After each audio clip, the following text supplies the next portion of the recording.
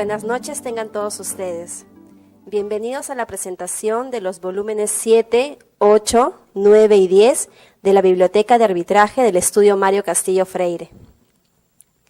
Iniciamos esta presentación con las palabras del doctor Alexander Campos Medina, socio del Estudio Pizarro, Boto y Escobar, quien presentará el volumen 7 de la Biblioteca de Arbitraje, titulado El arbitraje en la contratación pública. Antes de comenzar, obviamente un agradecimiento a los autores. Creo que mi designación como presentador es más un tema de amistad que otra cosa, pero voy a intentar de todas maneras estar a la altura de tremendo reto. Yo debo hacer varias confesiones en el día de hoy. La primera es que la entrada al arbitraje ha sido poco extraña en mi caso. Yo en realidad soy de formación de lo que se llama el derecho corporativo. Entré al arbitraje básicamente guiado por un interés en conocer cómo los particulares contrataban con el Estado y dándole una visión absolutamente transaccional al tema. Pero una vez que había entrado a este mundo tan interesante de la contratación pública, me fui dando cuenta que había algunos elementos bastante particulares y muy enriquecedores y que ponían de alguna forma en desafío muchos de los conocimientos que yo había aprendido a través de mi etapa como abogado corporativo.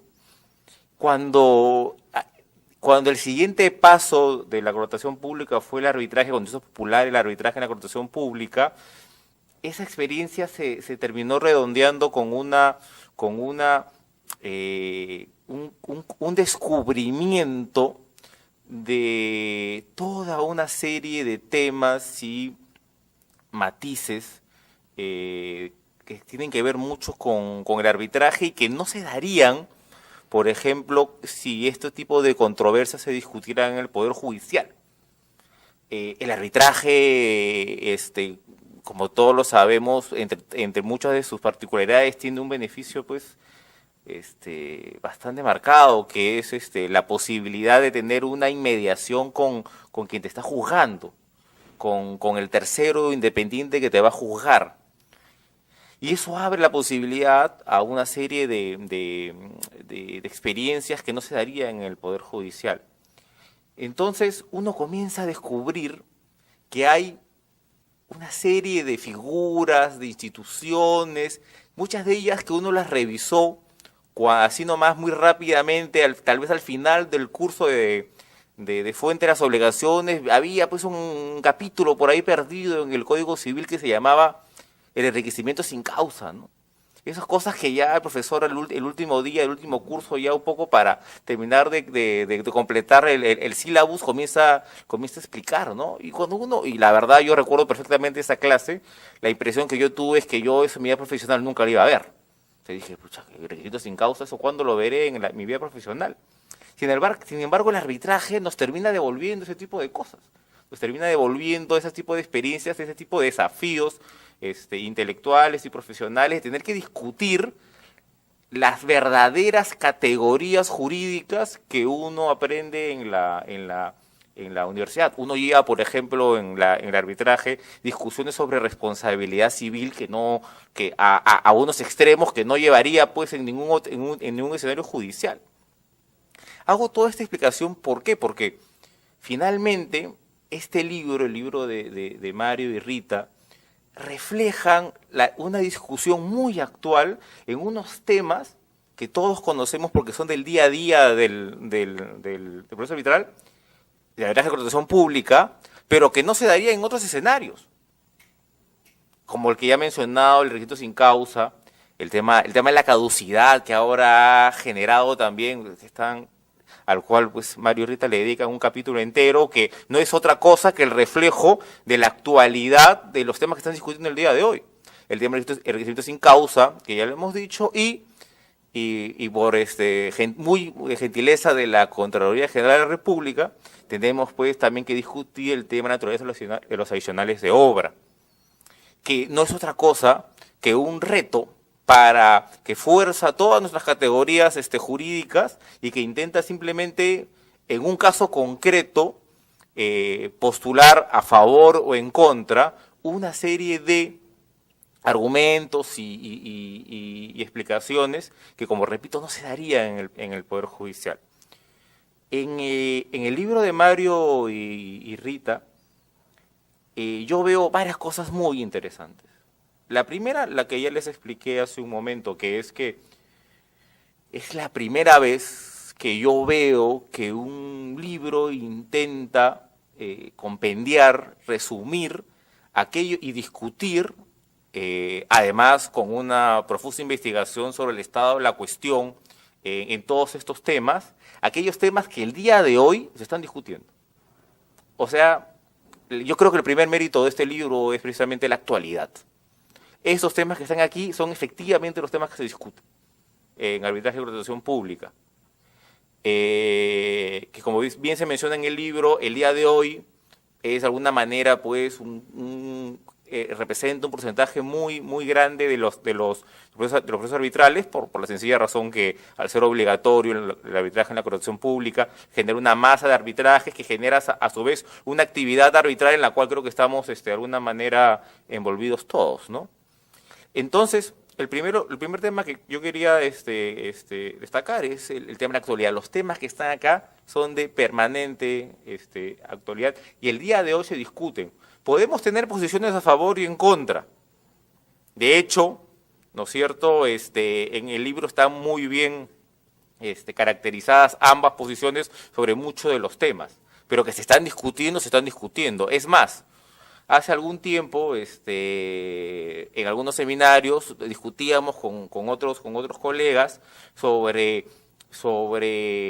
los temas de adicionales de obra y enriquecimiento sin causa, y tal vez una conclusión a la cual llegábamos era de que quizá ese tema estaba en franco retroceso, porque habían salido unas nuevas normas, porque habían salido unos precedentes. Sin embargo, la realidad ha demostrado ser mucho más rica de lo que uno pensaba, y de hecho ha excedido la norma en muchas formas, y la constatación fáctica es que se siguen discutiendo, y estimo yo se seguirán discutiendo todavía por muchos años más. ¿Por qué? Porque la contratación pública genera unos temas de discusión que en mi opinión están dados básicamente en dos vertientes, ¿no? La primera vertiente es en todo lo que implica la relación particular-Estado. O sea, el hecho de tener al Estado como contraparte y sobre todo como contraparte contractual, como contraparte procesal y como contraparte contractual, genera pues una serie de matices y elementos y aristas a la relación procesal y a la relación sustantiva, que están reflejados por temas de competencia del tribunal arbitral, excepciones particulares de la norma, jus imperium y muchos otros temas que estamos ya acostumbrados. Pero por el otro lado, las materias mismas que se desarrollan en la contratación pública, o sea, el contenido de fondo, es también desafiante y bastante profuso en temas de mucho interés. Por ejemplo, no hay todo un motor de la contratación pública que está derivado de los contratos de obra pública, que hecho sea de paso se lo planteo a Mario abiertamente como un desafío para los siguientes tomos. Hay que hacer pues un tomo. Yo creo que el contrato de obra pública se merece un tomo, creo yo, que está derivado a temas que son comunes a la contratación en general, pero que particularmente por la cantidad de arbitrajes que hay en contratación pública han merecido un desarrollo particular y la verdad bastante extenso con respecto a ciertas figuras específicas del contrato de obra pública, que yo sé de paso, hacer un contrato de construcción hereda todo el pasivo y activo del arbitraje de construcción en general.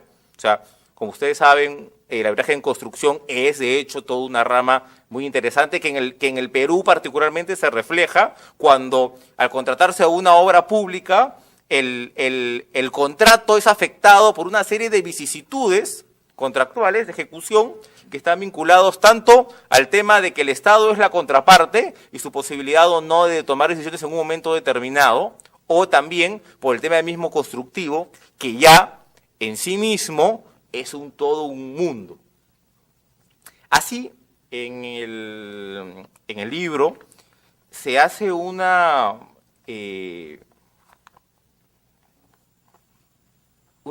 detallada explicación sobre estos temas medulares. ¿Cuáles son estos? Primero, los que competen al Estado como contraparte, que es el tema del arbitraje obligatorio y el arbitraje de derecho. ¿Por qué? ¿No es cierto? Tema absolutamente fascinante. ¿Por qué el Estado tendría que ponerse un grillete, entre comillas, y someterse a un arbitraje obligatorio? ¿Por qué el Estado hace eso? ¿Es jurídicamente correcto? ¿El Estado puede hacerlo? Es un arbitraje obligatorio. De ahí se discuten los temas de materia arbitrable, y para eso nos ha ayudado mucho para terminar de cerrar el círculo, la nueva ley de arbitraje, que como sabemos ha abordado de una forma mucho más moderna, digámoslo así, el fenómeno que es arbitrar con el Estado, y en eso creo que estamos felizmente tomando la delantera en cuanto a legislación arbitral con respecto al Estado existe. Después se vuelve, ¿no es cierto?, sobre los temas de adicionales de obra, enriquecimiento sin causa. Después se va a temas procesales, como por ejemplo el famoso plazo de caducidad, que tantísima jurisprudencia, entre comillas, arbitral ha producido con ocasión de el hecho de haberse impuesto plazos de caducidad vía reglamento, y que ha generado también, por ejemplo, laudos, ¿no es cierto?, en los cuales se habla de control difuso por parte de los tribunales arbitrales para hacer prevaler el principio de primacía de las normas, cosa que, o sea, digámoslo arbitralmente, pues es un lujo, ¿no? O sea, tener unas discusiones jurídicas a ese nivel entre las partes, en las cuales debemos recurrir hasta los principios constitucionales de desafiar a los abogados de ambas partes y el tribunal arbitral a confrontar sus concepciones constitucionales, es un lujo. Es un lujo realmente. Y después van sobre los temas de árbitros, sobre el tema del laudo. En resumen, yo felicito a Mario y a Rita. Es un intento que yo diría valiente. El día de hoy, lamentablemente, quienes nos dedicamos al arbitraje cada vez queremos escribir menos, bajo la falacia de estar adelantando opinión. En cambio, Mario y Rita van contundentemente por el sentido contrario, lo cual de hecho es absolutamente refrescante y hasta yo diría un muy buen ejemplo de comenzar a sentar, ¿no es cierto?, algunos puntos sobre las CIES. Este libro es una consulta absolutamente indispensable para quienes nos dedicamos a la arbitraje de contratación pública y a quienes quieren necesitan entender el fenómeno que significa el arbitraje con el Estado en contratación pública, entendiendo que es un fenómeno que tiene dos particularidades muy interesantes. La primera es que tu contraparte es nada menos que el Estado, y eso ya es un desafío. Y por parte obviamente de quienes defienden al Estado, defender al Estado, o sea, entender cuándo el Estado actúa en su faceta de contraparte y cuándo en su faceta de administración también es todo un desafío. Y por el otro lado, ¿no es cierto?, entender este mundo complejo de la contratación pública, obra pública, con sus fenómenos y sus figuras específicas. Esto que tengo aquí en mis manos es un trabajo que yo lo llamaría un GPS. De arbitraje de contratación pública. Nos indica, tiene un mapa perfectamente diseñado, claramente diagramado, en lo cual uno puede encontrar perfectamente lo que está buscando, y además resume de una manera extraordinaria, y se nota de hecho un esfuerzo, yo diría casi enciclopédico, de sentar aquí las posiciones que el día de hoy en el derecho peruano se están discutiendo. Gracias. A continuación, tendremos las palabras de los doctores César Guzmán Barrón Sobrevilla, director del Centro de Análisis y Resolución de Conflictos de la Pontificia Universidad Católica del Perú, y Manuel Villagarcía Noriega, socio del estudio Laichea, quienes presentarán el volumen 8 de la Biblioteca de Arbitraje, el mismo que contiene las ponencias del Segundo Congreso Internacional de Arbitraje. Invitamos al doctor César Guzmán Barrón. Bueno, muy buenas noches. Para nosotros es una satisfacción que se haya publicado ya este volumen de las ponencias que se presentaron en el Congreso Internacional de Arbitraje que organizáramos con Mario el año pasado. Y según me relataba hoy al ingreso, me da una muy buena noticia, y es que las ponencias del tercer Congreso ya están a punto de ser publicadas, de manera tal que podamos tener lo más novedoso. Sin embargo, no obstante que estamos hablando de del segundo evento del Congreso de Arbitraje que se realizara en el 2008, los temas y materias que ahí se desarrollaron pues no pierden espacio en el tiempo. Yo diría que no pierden porque cuando nos aventuramos a este proceso de organizar congresos internacionales de arbitraje con Mario, y gracias al impulso de él y al apoyo de la Embajada de Francia, no pensábamos que podríamos llegar al nivel que hemos llegado gracias sobre todo a ustedes y gracias a aquellos que están en el mundo del arbitraje que encontraron en la universidad un espacio para poder hacer no solo academia sino también práctica en este tema. En este segundo congreso, nosotros en la aventura decidimos tocar temas totalmente novedosos y que pudieran sonar como un adelantarnos a lo que puede pasar con el arbitraje en los próximos años. El tema de la aventura iba primero, por un lado, mirar qué otros temas pueden ser objeto de arbitraje, ¿no? No solo de la contratación pública, que en el Perú también nos hemos adelantado, porque salvo el caso de México, que ya tiene una ley reciente para tratar la contratación pública a través del arbitraje, cuando vienen expertos fuera se quedan admirados de la ley peruana y de la, decisión del Perú de mantener este sistema de arbitraje forzoso, casi forzoso en el tema de la contratación pública, como bien ha sido ya comentado. Sin embargo, hay otros espacios donde pareciera ser que para nosotros todavía hay que seguir hurgando. Yo quisiera primero comentar el artículo que aparece aquí en la ponencia relacionado a la viabilidad en el arbitraje penal, en materia penal.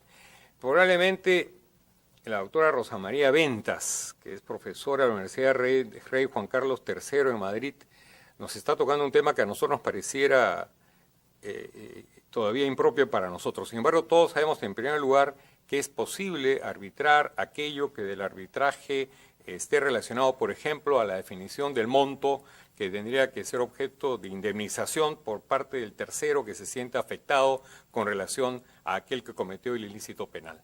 Y este es un tema que podría eventualmente ser arbitrable y la ley no lo prohíbe, sobre todo nuestra nueva ley que ha abierto mucho el espacio. Sin embargo, creo que todavía nos falta seguir caminando.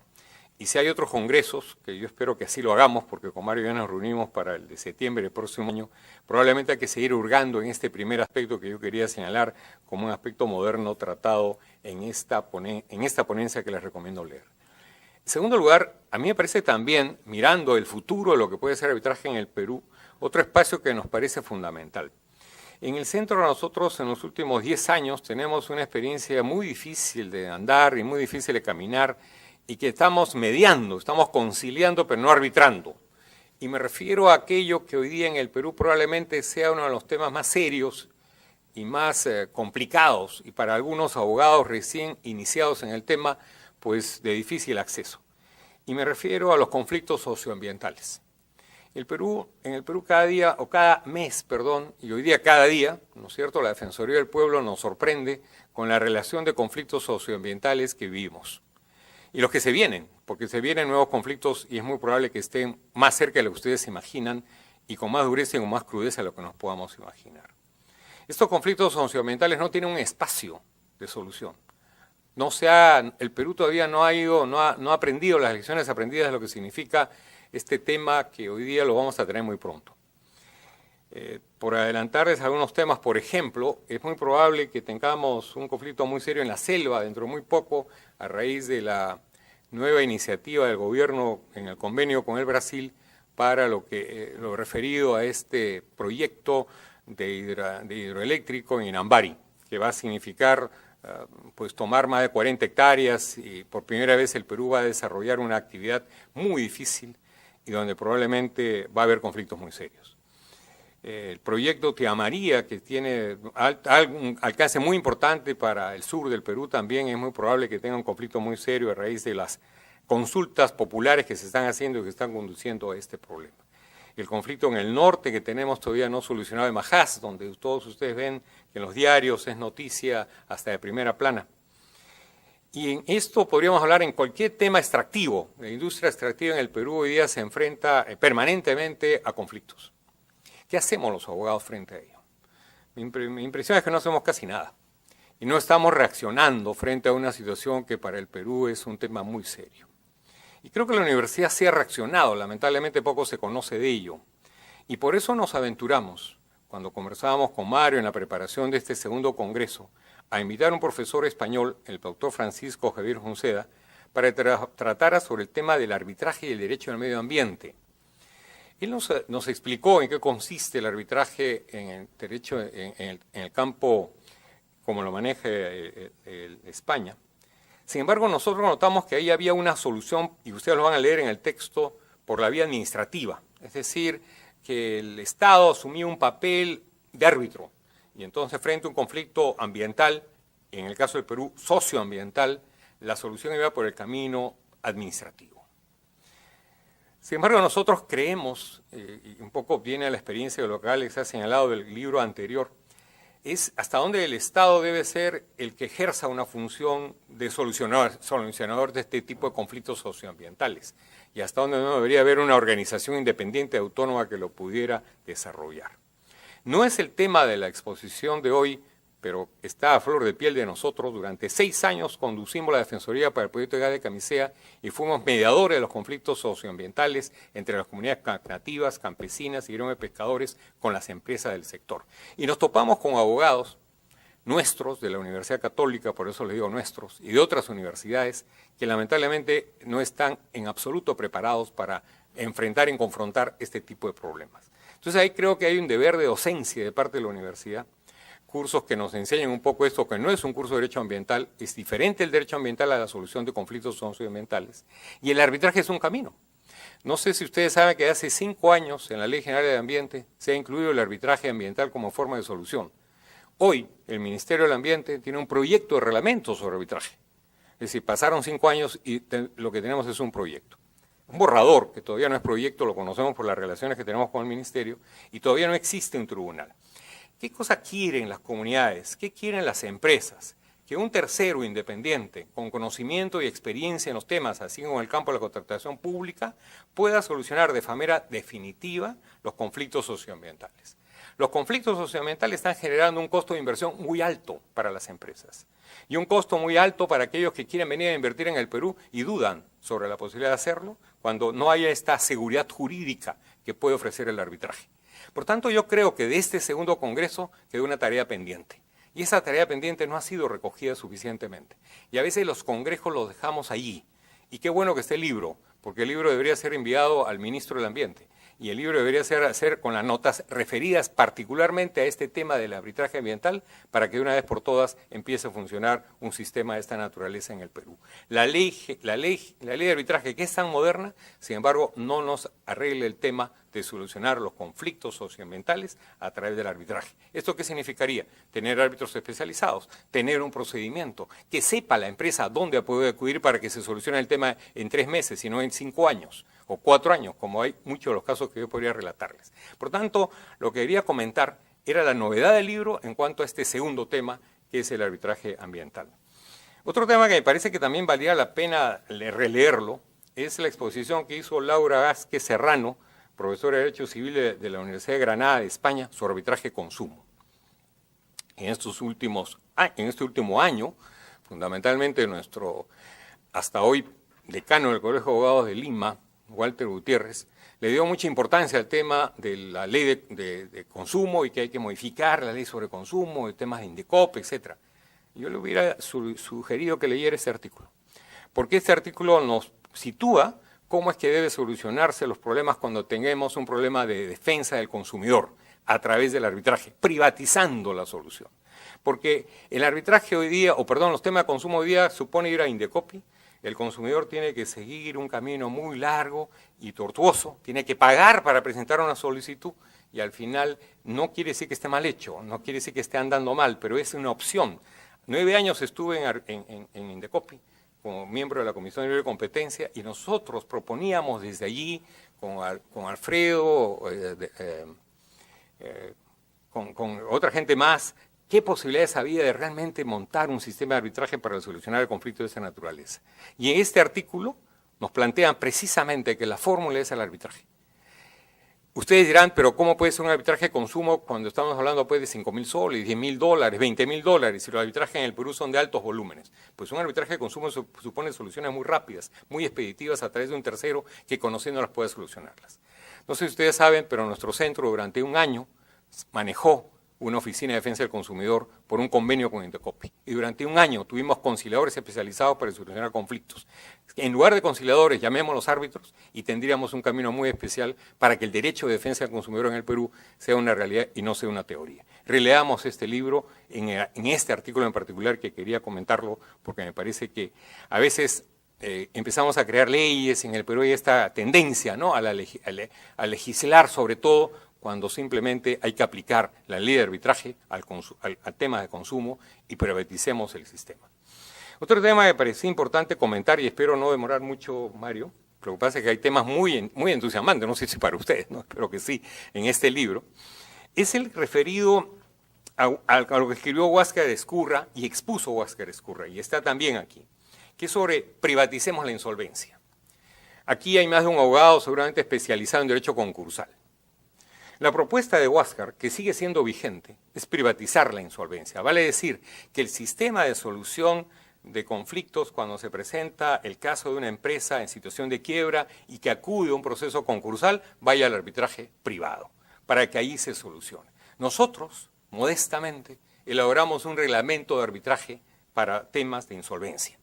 Y presentamos esta propuesta en una reunión en la Universidad Católica, logramos tener un registro de árbitros, pero el tema no avanzó. Tal vez no era el momento, porque cada cosa tiene sus circunstancias y sus oportunidades, pero creemos que hay que volver a pensar y repensar en el tema para privatizar la insolvencia. Y esto va de la mano con el tema de consumo. La privatización de la insolvencia es para las empresas, pero ¿acaso está privatizado que el consumidor que tiene problemas de insolvencia pueda ir acudir a un sistema previo que ir al Poder Judicial? Entonces, yo haría una concordancia, aunque esto pueda sonar inadecuado, en un libro que no es sino una academia, entre aquello que publica Huáscar y aquello que publica Laura Vázquez en esta parte relacionada al arbitraje de consumo y lo que es privatizar la insolvencia. Repensaría para el Perú, a partir de este artículo, la conveniencia de volver a mirar por qué no somos más modernos en precisamente avanzar en estos caminos del arbitraje para que también arbitremos en temas de insolvencia. Finalmente, y con esto no termino porque quisiera hacer un último comentario después, me resulta muy importante comentar el artículo de José Jorge Arboleda sobre arbitraje en el derecho marítimo peruano. En el derecho marítimo peruano, el arbitraje, como ustedes saben, ha avanzado mucho y probablemente es el primero que avanzó en el Perú en estos últimos tiempos, cuando el arbitraje básicamente era ad hoc, donde los árbitros ad hoc eran los que solucionaban los problemas. El Instituto Peruano de Derecho Marítimo tuvo mucho avance sobre el tema y aquí lo que se trata es precisamente cómo está avanzando el camino del arbitraje en el campo del derecho marítimo, que para mí es un modelo y un ejemplo de cómo actuar sin necesidad de que el Estado esté detrás, sino a partir de la disposición que tienen las partes para desarrollar solucionar sus problemas por esta vía. Les recomiendo leer también este artículo. Podría yo quedarme toda la tarde o toda la noche y se haría ocupar demasiado para tratar, por ejemplo, todos los temas que aquí se trajan sobre arbitraje laboral, que es un campo donde hay que seguir avanzando. El arbitraje laboral en el Perú, hoy que están renaciendo, y esto lo sabe muy bien el Ministerio de Trabajo, la cantidad de sindicatos que tenemos hoy día modernos, nuevos, por la labor que está haciendo el Estado tuitiva por el derecho laboral. En segundo lugar, la firma del TLC que nos ha conducido a que el campo laboral, las empresas se adecúen. Las soluciones por la vía del arbitraje están tratadas por más de 3 autores en este libro, en estas ponencias que han sido publicadas. Quiero recordar que de las 67 ponencias, Mario logró logró conseguir que 26 de los autores escribieran, es decir, muchas quedaron todavía en el tintero y que realmente hubiera sido interesante mencionarlas. La que he dejado para el final y quería comentarla, y espero no cruzarme ahí con Manuel, que anda muy preocupado por estos temas también, es referido a la ponencia que presentó un miembro del Tribunal Constitucional que para nosotros es un modelo de miembro. No obstante que últimamente le han dicho que se inhiba en un tema que tiene la Universidad Católica allí. Me refiero al doctor César Landa Arroyo. El doctor César Landa hizo una presentación, yo diría modelo, de lo que significa la jurisprudencia del Tribunal Constitucional y el derecho que tiene el Tribunal Constitucional de insertarse o no en el mundo del arbitraje. Y esto es un tema fundamental, porque en la medida en que la nueva Ley General de Arbitraje ha hecho todo un esfuerzo por, este término que se utiliza mucho hoy día, blindar el arbitraje frente al Poder Judicial, si el Tribunal Constitucional no respeta este blindaje, pues el sistema cae. Porque lo que vamos a terminar es siendo, por un lado, el arbitraje manejado privadamente, adecuadamente en la nueva ley, pero el Tribunal Constitucional revisando los laudos, y en esto deben ustedes haber leído el día de hoy en el diario El Peruano, que los abogados lo leemos a veces, pero solamente en la parte legal, pero hay un comunicado que es muy importante que ustedes lo tomen en cuenta. Este comunicado ha sido firmado por todos los centros de arbitraje, entre ellos el cual me honro en dirigir, que es el Centro de Arbitraje de la Católica, donde el comunicado tiene como título En defensa de la autonomía del arbitraje. ¿Y por qué hago referencia a César Landa? Porque es el abogado, mejor dicho, el miembro del Tribunal Constitucional que no estuvo de acuerdo con este laudo que ha sido objeto, con esta resolución del tribunal que ha sido objeto de esta publicación conjunta entre todos los centros de arbitraje. ¿Por qué observamos la importancia de este artículo de César? En primer lugar, porque César Landa aquí se acerca de una manera muy clara, se aproxima a lo que significa la labor del Tribunal Constitucional en la labor tuitiva frente a los arbitrajes, pero lo hace de manera muy clara y además comentando algunas resoluciones que ya se habían dictado. Y declara expresamente que la revisión del Tribunal Constitucional no podrá ingresar nunca al fondo del asunto, porque si entra al fondo del asunto perdemos lo que es la autonomía del arbitraje frente a dos sistemas paralelos que no compiten, simplemente son paralelos. Quien decide dónde ir es aquel justiciable que prefiere el arbitraje o prefiere al proceso judicial. Pero en este caso, ¿qué es lo que ha sucedido en esta sentencia dictada por el tribunal? En primer lugar, se ha exigido que exista como condición previa para el arbitraje, que exista trato entre las partes. Si no hay trato directo entre las partes, no puede haber arbitraje. ¿Dónde existe esto como norma? Es decir, el trato directo entre las partes además se debiera obviar, porque si yo tengo un conflicto es natural que exista por lo menos una llamada telefónica con la otra parte para poder conversar. Y sin embargo ha considerado que uno de los defectos claros de este proceso arbitral se refirió a que no había ese trato directo. En segundo lugar, que por otro lado, y esto quisiera decirlo muy brevemente por razones de tiempo, la facultad de los árbitros para valorar libremente las pruebas en un proceso arbitral es cuestionada por el Tribunal Constitucional. Y esta es una de las razones, ustedes que son árbitros y que además trabajan ya sea en organismos del Estado vinculados al arbitraje, saben que es una tarea esencial de facultad de evaluar y valorar libremente las pruebas. Las pruebas no tienen que ser valoradas de una forma A o B. En los pocos casos, o en los casos que yo he sido árbitro, no lo soy por razones que soy miembro de la Corte, entonces no puedo ser en estos casos. ¿Dónde ha visto, no es cierto, que los árbitros no pueden valorar libremente? Y esa es la gran diferencia que se produce entre ir a un proceso judicial y un proceso arbitral. Más aún si trabajamos, por ejemplo, en el tema de los arbitrajes no de puro derecho, sino de los arbitrajes donde los árbitros actúan a su buen libre entender. Y me parece por eso que el artículo escrito por César Landa, del cual es consecuente en la resolución que dicta en este caso, en que no está de acuerdo con la resolución del tribunal, nos hace a nosotros pensar que este segundo tomo vale la pena leerlo. Entonces yo quisiera terminar felicitando a Mario por este esfuerzo que hace de publicación y difusión del arbitraje. Para nosotros en la Universidad Católica es un esfuerzo muy valioso y por eso continuaremos con Mario reunidos en esta aventura y les adelantamos que ya estamos con Mario reuniéndonos y ya tenemos los temas que entre ellos estará ¿no es cierto?, el de lo que está pasando con el campo de la participación del Tribunal Constitucional, y un segundo tema que nos parece muy importante y que no ha sido tocado sí en este segundo, y es las segundas instancias que está empezando a surgir en el mundo del arbitraje como fórmula para revisar los laudos, tema que es muy peligroso y hay que tener mucho cuidado. Quiero terminar señalando que para nosotros preservar el arbitraje es una función muy importante. Y preservar el arbitraje no solamente difundirlo, no solamente leer libros como estos y como el que muy bien ha comentado Alex hace un momento, sino también preservar el arbitraje es trabajar con ética. Nos preocupa, por razones que guardo en reserva y que muchos conocen, que algunos árbitros no estamos guardando la ética. Y guardar la ética en la solución de los conflictos arbitrales es tan valioso como el arbitraje en sí mismo. Porque así como el Poder Judicial puede ser denostado por algunos actos, también el arbitraje pudiera serlo si no preservamos el valor más importante, que es la ética, producto de esa privacidad con que se pueden llevar los arbitrajes. Nada más, y nuevamente felicitando a Mario por este esfuerzo y a ustedes por aceptar estos breves comentarios que he querido hacer sobre este sobre este tomo dedicado a las ponencias del Segundo Congreso Internacional de Arbitraje. Muchas gracias.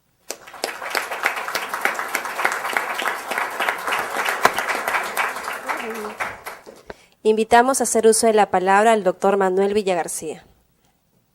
Buenas noches. En realidad César ya no me ha dejado nada. Así es que voy a insistir un poquito en lo mismo. Efectivamente, aquí tenemos que estar todos unidos en la lucha de defensa del arbitraje. Y en este artículo que comentaba César sobre su tocayo, el magistrado Landa Arroyo, ¿no es cierto?, mencionaba que el Tribunal Constitucional ha puesto o ha querido poner término a la discusión si el arbitraje tenía carácter, si era una jurisdicción o no. El Tribunal Constitucional tomó la decisión que tenía carácter constitucional y estableció unas pautas, estableció que tenía una característica de jurisdicción, y en lo que yo tengo experiencia y me desempeño en los arbitrajes comerciales, estableció los lineamientos y el momento en el cual un laudo arbitral podía ser cuestionado. Estableció reglas claras, sin duda. Número uno, que el proceso arbitral tenía que terminar con un laudo.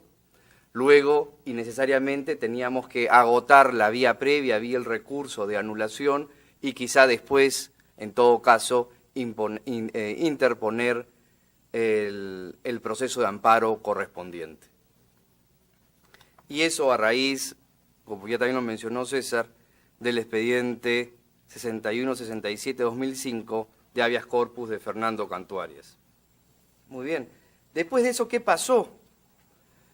Considero que es muy importante resaltar esta noche.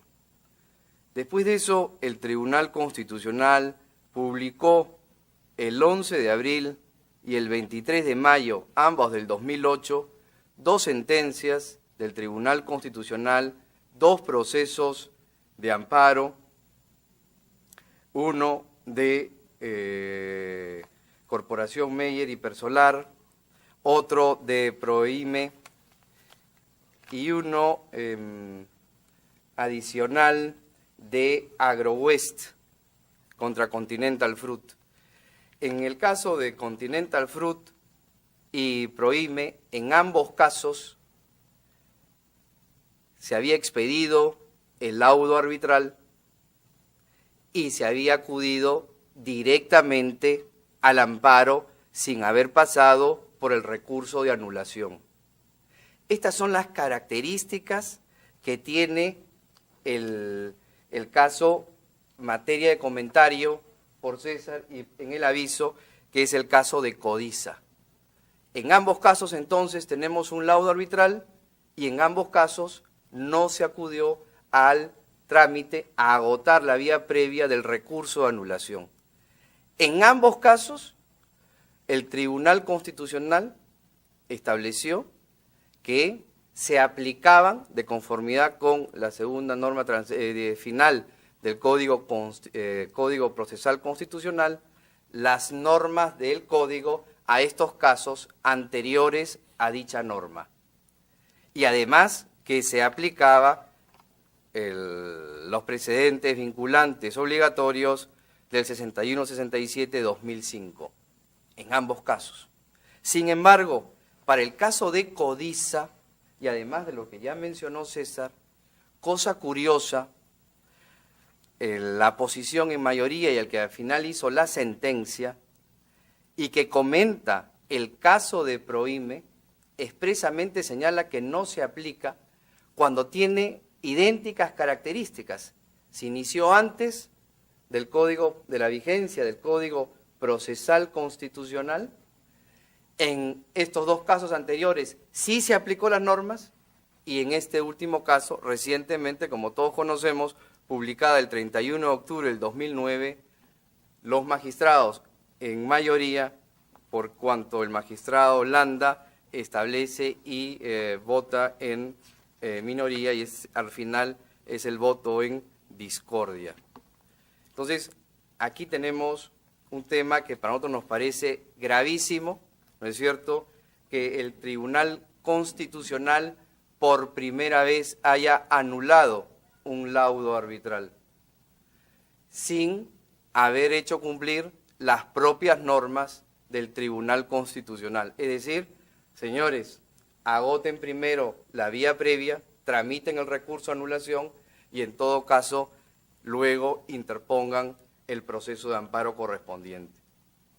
Y el siguiente tema que quisiera también comentarlo es un proceso actual en trámite, que yo no tengo nada que ver, pero he ido al Poder Judicial y he sacado el reporte y me han alcanzado esta resolución en la que ha dictado la primera Sala Civil de Comercial de Lima, resolución número 15 del 19 de octubre del 2009, y ha establecido que no proceden la tramitación del recurso de anulación contra laudos parciales. Y esto es una gran discusión, lo venimos efectivamente discutiendo en muchos congresos. Hay una doble interpretación de la ley de arbitraje de España y hemos heredado una de las dos posturas. Es más, la postura extrema, es decir, no se puede tramitar recursos de anulación contra laudos parciales sino hasta que se expida el laudo final. Eso está contenido en el reglamento del Centro de Arbitraje de la Cámara de Comercio de Lima. No lo está en el Centro de Arbitraje de la Católica. Sin duda es un tema por analizar y seguir discutiendo. En todo caso, yo agradezco a Mario por esta oportunidad. Este libro es valiosísimo y sin duda ante la cantidad de congresos sobre arbitraje que hay anualmente, yo diría que por lejos el congreso que organiza Mario con la Universidad Católica y la Embajada de Francia es hoy por hoy el número 1. Felicitaciones, Mario. Muchas gracias.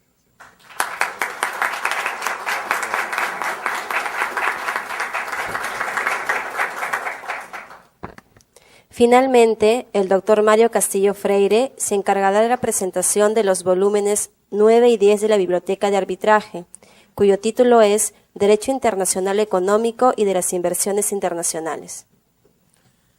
Estimados colegas y amigos, en primer lugar debo agradecer la generosidad que han tenido los profesores que hoy nos acompañan, los doctores César Guzmán Barrón Sobrevilla, Manuel Villagarcía Noriega y Alexander Campos Medina, a quienes hemos molestado para comentar los volúmenes de la Biblioteca de Arbitraje que presentamos esta noche.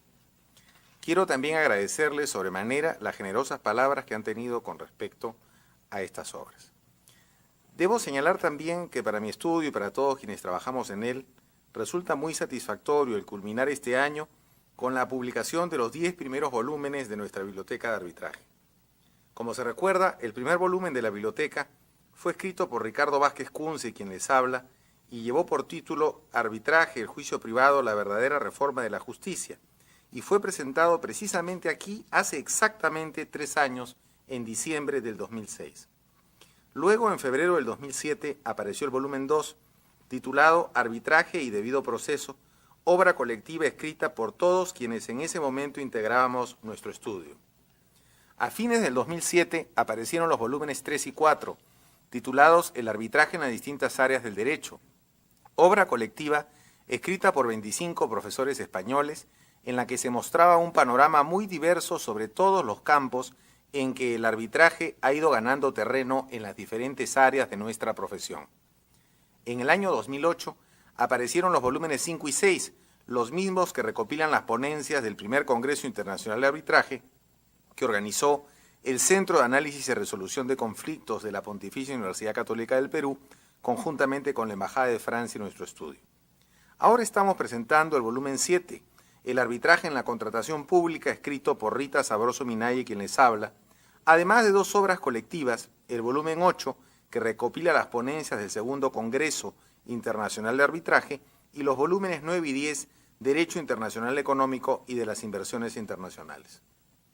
Cuando surgió la idea de crear la Biblioteca de Arbitraje, nunca imaginamos que ella cobrara tanto vigor, habida cuenta de que en los 3 años de vida que tiene, han sido publicados 10 volúmenes, lo que equivale a un promedio de 3.33 volúmenes por año, es decir, uno cada 3 meses y medio. Y nuestra biblioteca está preparando el volumen 11, obra colectiva, que aparecerá el próximo año y consistirá en un panorama actual del arbitraje. Nuestro estudio está convencido de que el desarrollo del arbitraje en el Perú debe estar acompañado del fomento de actividades académicas que permitan explorar y debatir los infinitos temas que plantea una institución tan viva como esta. Las obras que se presentan el día de hoy son de lo más diversas, como habrán podido apreciar ustedes de los comentarios formulados por nuestros amigos expositores. El arbitraje en la contratación pública presentado por el doctor Alexander Campos Medina es el resultado de las experiencias que tanto en el ejercicio de la función arbitral como en la defensa profesional hemos tenido en los últimos años. Como señalé, esta obra la he escrito conjuntamente con Rita Sabroso Minaya, quien ha sido mi alumna en la Facultad de Derecho de la Universidad Católica y me acompaña desde sus años de practicante. Su capacidad e inteligencia le han abierto paso como una joven catedrática universitaria de Derecho Civil y ejerce la profesión junto conmigo en el área arbitral de nuestro estudio. Como señalamos en la obra, no cabe la menor duda de que el enorme desarrollo del arbitraje en el Perú ha obedecido fundamentalmente al arbitraje del Estado, habida cuenta de que más de 2/3 de los arbitrajes de nuestro país tienen, al menos, a una entidad estatal como parte en conflicto. Por eso es que consideramos que el arbitraje constituye la verdadera reforma de la justicia, ya que la sociedad, en este caso con la ayuda del propio Estado, ha abierto los cauces necesarios para crear una justicia alternativa a la que el propio Estado confía en exclusiva la solución de las controversias que surgen cuando contrata la provisión de bienes, servicios u obras. Esta realidad, que tiene más de una década, es la constatación de que el propio Estado peruano está convencido de que la justicia arbitral, es decir, la justicia privada, es un mecanismo más eficiente que la justicia ordinaria para solucionar sus conflictos. Es en ese contexto y dada la importancia de la contratación pública que hemos escrito este libro como un aporte para quienes ejercen la profesión en esta área del derecho. Admitimos que varios de los temas abordados en ella son bastante debatibles y nos alegramos, pues parte de las motivaciones que nos han llevado a escribirla han estado cifradas en el estudio de estos temas polémicos, importantes y cotidianos. Por otra parte, y como ya lo han expresado los doctores Guzmán Barrón y Villagarcía Noriega, el volumen 8 de nuestra biblioteca recopila las ponencias del segundo Congreso Internacional de Arbitraje que se realizó el año pasado en Lima y que tuvo por objeto explorar cómo el arbitraje podía diversificarse en nuestro país en áreas de la profesión a las que hasta ahora es ajeno. Se puede decir que el volumen 8 de la biblioteca constituye la versión peruana de los volúmenes 3 y 4 publicados a fines del 2007. Finalmente tenemos los volúmenes 9 y 10, obra colectiva que aparece en la bibliografía especializada como un aporte a la cultura jurídica internacional, hecho desde nuestra habla hispana. Ella pone de relieve el desarrollo que el derecho internacional económico y de las inversiones internacionales ha experimentado, constituyéndose por un lado, y como lo refleja la estructura de esta obra, en una disciplina que no puede ser ajena a la formación de las nuevas generaciones de profesionales del derecho, y por otro, en una disciplina que desconoce la noción de fronteras y que reclama cada vez más una especialización debido a la multidisciplinariedad de su objeto y a la jurisdicción a la que en gran volumen se someten las controversias que en su ámbito se suscitan, es decir, el arbitraje. Este libro fue diseñado en Barcelona por un joven jurista peruano, Jorge Luis Collantes González.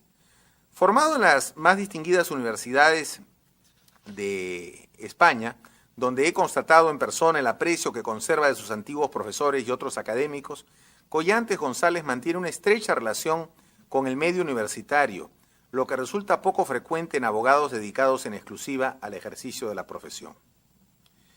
Como antes hemos escrito con Ricardo Vázquez y Rita Sabroso, muchos países latinoamericanos, entre los que se encuentra el Perú, que ha vivido en carne propia las pesadillas de los golpes de Estado, de la demagogia y del terrorismo, saben perfectamente, después de tan amargas experiencias, que la riqueza y la prosperidad son fruto de la madurez, y la madurez pasa por los beneficios que puede traer a los pueblos la inversión que desarrolla el comercio y la industria en nuestras tierras y que nosotros no tenemos en la cantidad necesaria para derrotar a la pobreza. Las inversiones extranjeras llegan a los países para hacer negocios, para obtener ganancias y para que esos negocios y esas ganancias se respeten. Para eso, en primer lugar, se necesita un marco jurídico estable. Pero existe otro hecho importante que hay que resaltar aquí.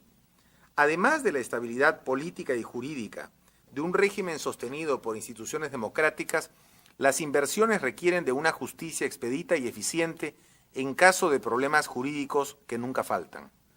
Y lamentablemente, los poderes judiciales, no solo de Latinoamérica sino del mundo, no son ya lo eficientes y expeditos que las inversiones y el intercambio comercial necesitan para su expansión. Por eso es que la iniciativa privada y la honestidad de los estados respetuosos de lo pactado y de la legalidad internacional comparten una justicia en la que uno y otro llevan la igualdad de partes a su plenitud. Esa justicia es la justicia arbitral. En ese sentido, en América Latina, el arbitraje ha tenido una evolución notable. A principios de la década de los 90 del siglo XX, este mecanismo era prácticamente desconocido. Desde el punto de vista normativo, solo existían anticuadas regulaciones legales sobre arbitraje. Además, aquellas regulaciones eran familiares en exclusiva para un sector relativamente pequeño de profesionales y eran poco estudiadas y escasamente utilizadas. De esta forma, para fines de la misma década, muchos países de América Latina advirtieron el problema, porque se dieron cuenta de que las inversiones y un comercio ágil no llegan sin una justicia alternativa a la oficial, lenta y poco confiable a la hora de un conflicto. Así, en la última década y media, la normativa sobre arbitraje ha sido motivo de cambios profundos en Latinoamérica. Durante este lapso, la mayoría de las regulaciones se han reformado, quedando tan solo muy pocos sistemas sin adecuar sus reglas a los modernos principios que los rigen. Es en el marco de todo lo expuesto que tenemos el enorme orgullo de presentar los volúmenes 9 y 10 de la Biblioteca de Arbitraje de nuestro estudio, los mismos que llevan por título Derecho Internacional Económico y de las Inversiones Internacionales, obra que contiene trabajos de profesores españoles que abarcan los más diversos aspectos de la materia y que ponen de relieve la importancia de esta área del derecho y su estrecha relación con el arbitraje como mecanismo por excelencia adoptado para la solución de controversias. En ese sentido, debemos felicitar a nuestro compatriota Jorge Luis Collantes por su brillante iniciativa y por la muy acertada planificación y dirección de esta obra colectiva, así como también a la coordinadora de la misma, la doctora Bárbara de la Vega, de la Universidad Carlos III de Madrid, y a todos los autores de este valioso libro que ponemos en manos de los lectores de la biblioteca. Estos volúmenes cuentan también con un notable prólogo elaborado por la profesora Pilar Perales. Para concluir estas palabras, deseo agradecerles profundamente a todos ustedes por haber asistido esta noche, ya en las postrimerías de este año, en unas fechas por lo general tan complicadas. No obstante, no queríamos que culminara el año sin presentar en público los 4 volúmenes más recientes de la Biblioteca de Arbitraje.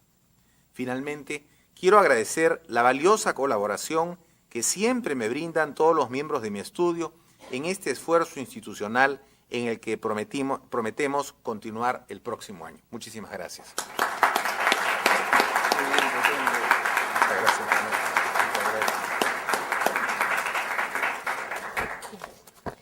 Agradecemos la presencia de todos ustedes y los invitamos a compartir un vino de honor. Muchas gracias.